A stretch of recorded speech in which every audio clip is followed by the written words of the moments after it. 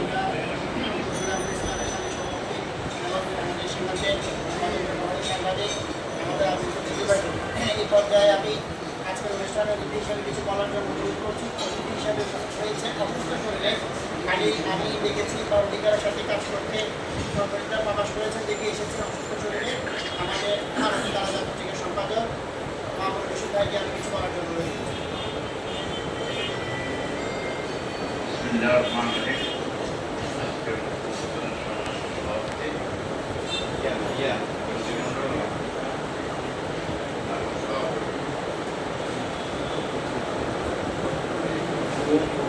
পত্রিকা